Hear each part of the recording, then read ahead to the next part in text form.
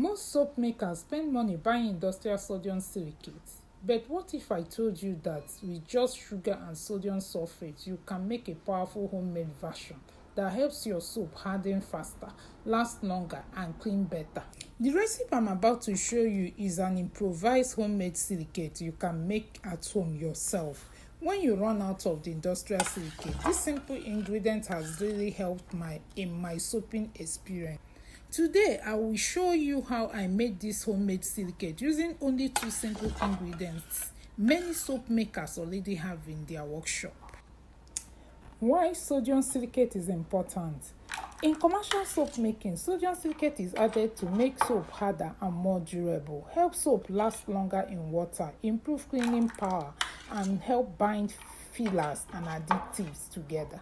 But here is the interesting part. Sugar is a powerful but simple ingredient in soap making. It helps to boost foam, stabilize bubbles, improve cleaning performance, and support the overall structure of the soap bar. Our second ingredient in this production is sodium sulfate. Sodium sulfate is commonly used in soap making to improve hardness, stabilize the structure of the soap bar, reduce thickness during production, and support better washing performance, especially in laundry soap. Since sugar boosts lather and sodium sulfate improves hardness and structure, combining them in solution creates a mixture that can support soap performance in a way similar to sodium silicate. Without wasting time, let's dive into the production proper. Do well to watch this video till the end. Don't skip any part because the recipe of this production will be dropped at the end of this video.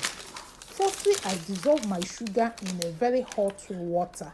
If it takes you to soak your sugar overnight, kindly do so because we need it to be totally dissolved. When the sugar is totally dissolved, I placed it on a medium to low heat and started stirring it. If you are enjoying this tutorial and learning something new, please like this video and subscribe to the channel. I share soap making tutorials, profitable DIY projects, and business ideas that can help you start or improve your production. Now let's continue with the process. At this stage, our goal is to boil the sugar till the water reduces and it becomes sticky in the hand, being careful for it not to burn. Now we move to the second ingredient, sodium sulfate. I added warm water to the sodium sulfate and allow it to dissolve completely.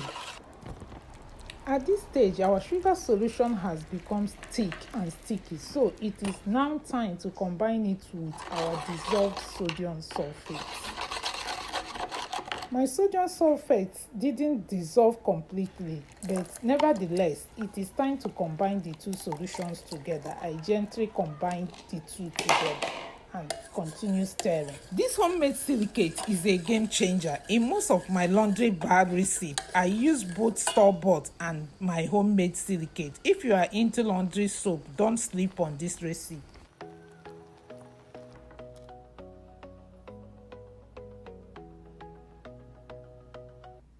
And there you have it, our homemade silicate is ready. As you can see, while this may not be exactly the same as industrial version, it can still perform very well in soap making, especially when you understand how to use it properly.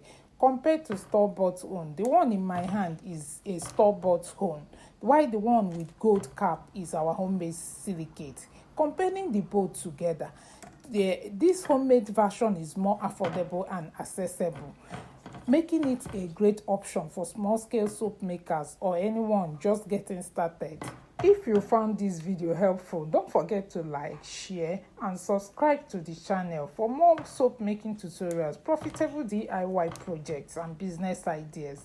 Let me know in the comments, have you tried making your own silicate before, or will you be trying this method? Always be good to one another. Anticipate my next video. Bye.